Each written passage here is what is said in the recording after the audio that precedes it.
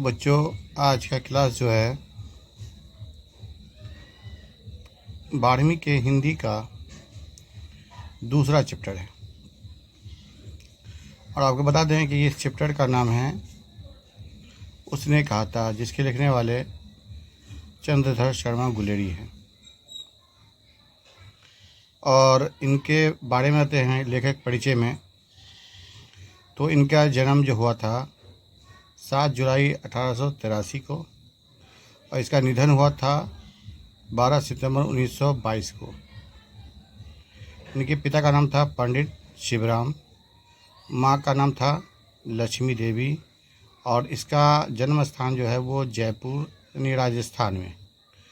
असल में मूल निवास है ये गुलेर नामक ग्राम के, जो ज़िला कांगड़ा में पड़ता है, और ये हिमाचल प्रदेश स्टेट है। तो लेखक के बारे में आते हैं कि लेखक जो थे वो चंद्र शर्मा गुलेरी, उनका शिक्षा कहाँ से शुरू हुआ। शिक्षा, बचपन में संस्कृत की शिक्षा प्राप्त किया। 1899 में इलाहाबाद तथा कोलकाता विश्वविद्यालय से क्रमशः एंट्रेंस तथा मैट्रिक, 1901 में कोलकाता विश्वविद्यालय से इंटरमीडिएट भी किया। 1903 में इलाहाबाद विश्वविद्यालय से बीए किया, यानी इसकी एजुकेशन जो बीए तक थी। वृत्ति, 1904 में जयपुर दरबार की ओर से खेतरी के नाबालिग, क्या राजा था नाम था, राजा जय सिंह के अभिभावक बनकर मेयो कॉलेज अजमेर में आ गए। जयपुर भवन छात्रावास के अधीक्षक, 1916 में संस्कृत विभाग के अध्यक्ष। अंतिम दिनों में मदन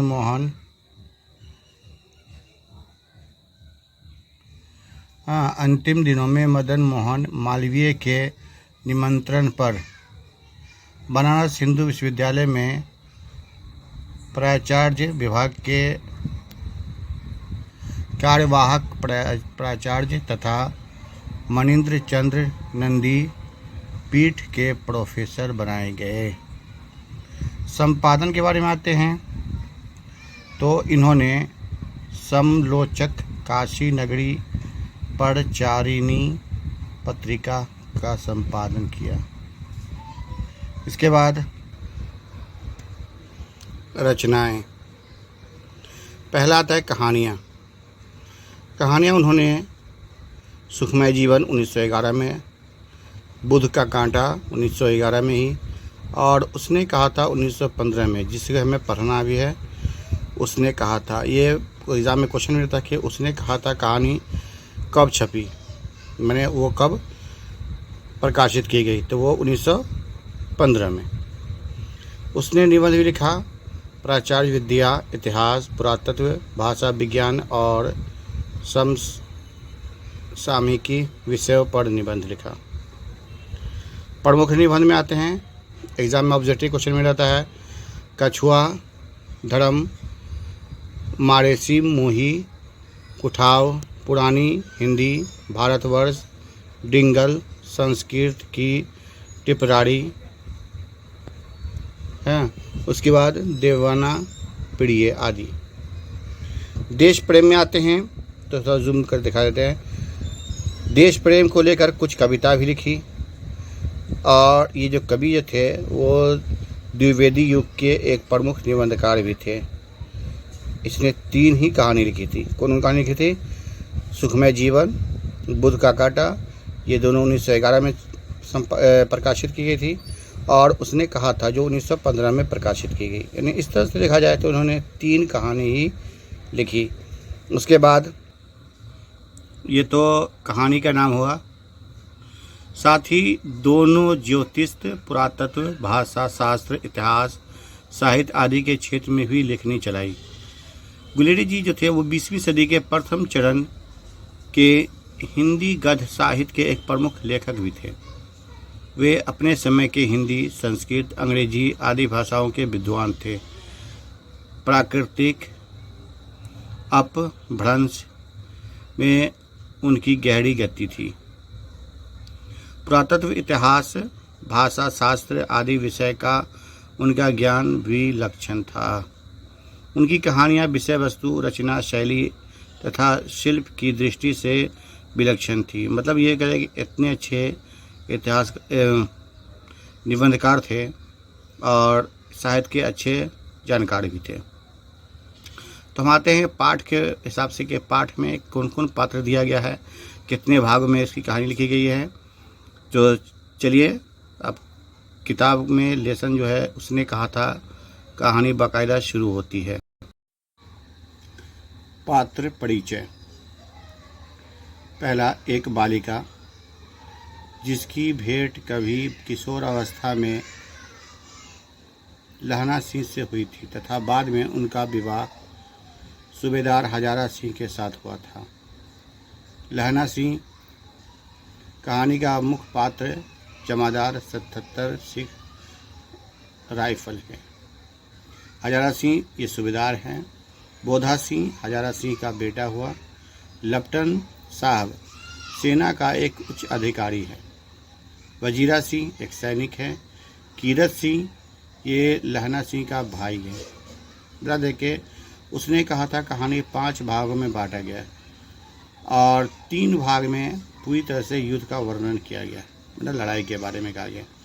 यानी पहला पार्ट में और 5वां पार्ट में सिर्फ कहानी है, बाकी दूसरा, तीसरा और चौथा इन सभी पार्ट में सिर्फ और सिर्फ युद्ध के बारे में बताया गया है कि सैनिक किस तरह से लड़ाई लड़े थे।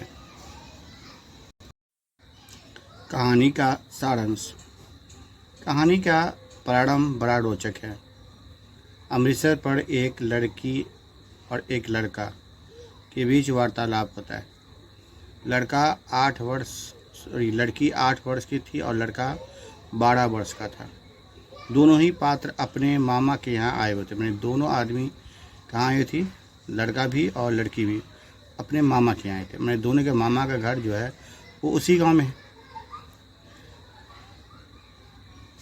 दोनों सामान खरीदने बाजार आए। बालक ने मुस्कुरा कर पूछा, क्या तेरी कुड़मई हो गई? कुड़मई का अर्थ होता है सगाई। इस पर बालिका ने कुछ आंख चढ़ाई और धत कहकर भाग गई और लड़का मुंह देखता रह गया। दोनों बालक बालिकाएं दूसरे दिन तीसरे दिन एक दूसरे से मिलते रहते थे। कभी किसी की दुकान पर, कभी राशन की दुकान पर, कभी कहीं पर, कहीं बाजार में, कभी कहीं और मिल जाते थे। बताइए हुआ कि दोनों का मेल जोल कहता के होता रहा। फिर उसके बाद एक दिन बालक ने वही सवाल किया, क्या तेरी कुड़मई हो गई है? लड़की का उत्तर था, हाँ हो गई है। इस पर लड़का चौंक गया, मतलब आश्चर्य में हो गया। उसने पूछा, कब? लड़की बताए ना, कल। देखते नहीं है यहाँ यह काढ़ा हुआ सालू है? यह कहकर वह भाग गई। लड़के पर मानो बिजली गिर गई। वज्रपात मतलब बिजली। वह यह ठनका समझिए। वह किसी को नाला में धकेलता था। मतलब गुस्से के आलम में जो क्या हुआ कि रास्ते में किसी को नाला में धकेल देता था, किसी छाबड़ी वाले पर बरसता, किसी कुत्ते को पत्थर मारता, किसी सब्जी वाले के ठेले में दूध उड़ेल देता, मैंने गिरा देता, किसी सामने से आती हुई वैष्णवी को टक्कर मार देता। गाली खाता पर पहुंचता है। कहाँ पहुंचता है? घर पहुंचता है। यानी यहीं पर कहानी का पहला भाग ख़त्म होता है, जो बहुत ही नाट्य ढंग से समाप्त किया जाता है। दूसरे पार्ट में ये जो है आपको ये कहानी जो है सीधे आपको ले चलती है कहाँ पर? लड़ाई के मैदान पर। जब लड़का का उम्र ज़्यादा हो जाता है और वो कहता है कि एक फ़ौज में भर्ती होता है। तो चलिए देखते हैं उस पार्ट में क्या कहा गया है। इस घटना के 25 साल के बाद लहना सिंह जवान होकर जर्मनी की लड़ाई में लड़ने चला गया। 77 राइफल्स के जमादार बन गया। एक बार वह 7 दिन को छुट्टी लेकर के अपनी ज़मीन के किसी मुकदमे की पैरवी करने हिंदुस्तान आया।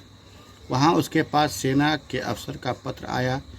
फौज लामजा पर जा रही थी लड़ाई करने, फ़ौरन चले आओ। इसी समय सूबेदार हजारा सिंह का भी पत्र मिलता है और उसे उसके बेटे बोधा सिंह दोनों को लाम पर जाना है, मतलब लड़ाई पर जाना है, अतः साथ ही चलेंगे। सूबेदार का गांव रास्ते में पड़ता था। वह लहना सिंह को बुला रही है। लहना सिंह को आश्चर्य होता है कि सेना में क्वार्टरों में तो वह कभी नहीं रहा नहीं। वह बोला, जैसे उस समय तुमने घोड़े की लात से मेरी रक्षा की थी।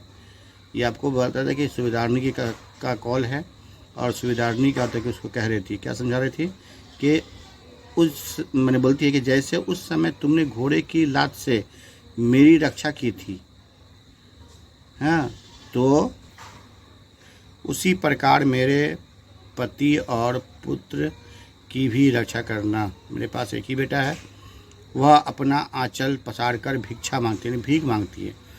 वह इस बात पर लहना सिंह को का दिल को छू जाता है। मतलब जो हम लोग हिंदुस्तानी हैं और हिंदुस्तानी जो लोग हैं ना, वो किसी पर रहम दया जल्दी आ जाती है और हम लोग का कि किसी बात को हम लोग जल्दी मान लेते हैं। ये अदर कंट्री में ये सिस्टम नहीं है। रण क्षेत्र में लहना सिंह ने सूबेदार के बेटे बोधा सिंह की अपनी प्राण निछावर करके रक्षा किया।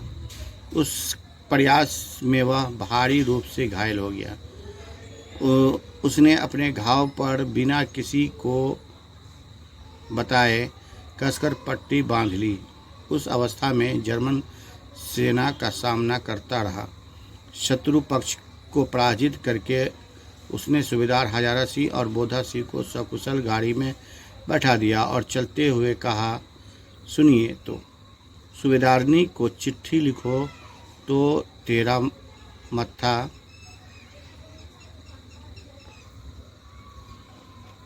उसको कहना कि जो उन्होंने कहा था वह मैंने कर दिया। सूबेदार पूछता ही रह गया कि उसने क्या कहा था। गाड़ी चल पड़ी। वह बोला, वजीरा पानी पिला दे और मेरा कमरबंद खोल दे, टर हो गया है, मतलब भीग गया है। मृत्यु पास आ चुकी थी, मतलब मौत सामने खड़ी थी।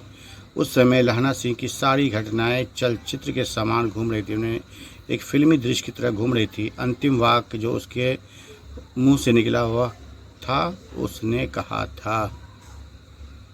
इसके बाद अखबारों में छपा फ्रांस और बेल्जियम 68वीं सूची मैदान में घावों से मरा नंबर 77 सिख राइफल जमादार लहना सिंह ने। इसके बाद लहना सिंह की मृत्यु हो जाती है।